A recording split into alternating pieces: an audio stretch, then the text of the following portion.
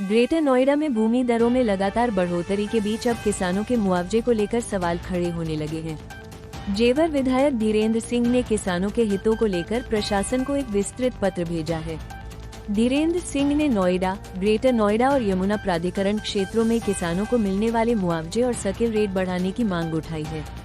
विधायक का कहना है कि पिछले 4 वर्षों में आवासीय भूखंडों की दरों में करीब 53% और औद्योगिक भूखंडों की कीमतों में 63% तक की बढ़ोतरी हुई है। इसके बावजूद किसानों को अब भी पुराने दरों पर मुआवजा दिया जा रहा है, जिसे उन्होंने अन्यायपूर्ण बताया है। विधायक ने कहा कि जिन किसानों ने अपनी जमीन देकर विकास कार्यों में योगदान दिया, उन्हें विकास का पूरा लाभ मिलना चाहिए। उन्होंने किसानों के पुनर्वास लाभों में भी बढ़ोतरी की मांग की है। धीरेन्द्र सिंह का कहना है कि जमीन का बाजार मूल्य लगातार बढ़ रहा है, लेकिन किसानों के हितों की अनदेखी की जा रही है। ऐसे में प्रशासन को तुरंत फैसला लेकर नई दरें लागू करनी चाहिए। इस मुद्दे के सामने आने के बाद किसानों के बीच भी चर्चा तेज हो गई है और लोग प्रशासन के अगले कदम पर नजर बनाए हुए हैं।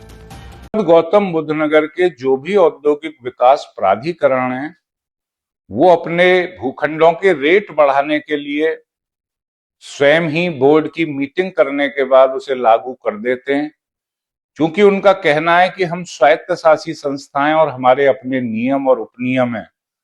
लेकिन मेरी समझ में ये नहीं आया कि किसानों के जो वर्षों से लंबित प्रकरण चल रहे हैं, उन्हें वो बोर्ड में बैठक कर शासन को क्यों संदर्भित करते हैं। जब स्वायत्तशासी संस्थाएं, तो उसका निर्णय भी प्राधिकरणों को स्वयं ही लेना चाहिए। विगत दिनों में जो हकतलफी किसानों के साथ प्राधिकरणों की लाल फीताशाही की वजह से हो रही है, मैं उन्हें सचेत भी करना चाहता हूं और मशवरा देना चाहता हूं कि ये जो दोहरा मापदंड है, ये उचित नहीं है।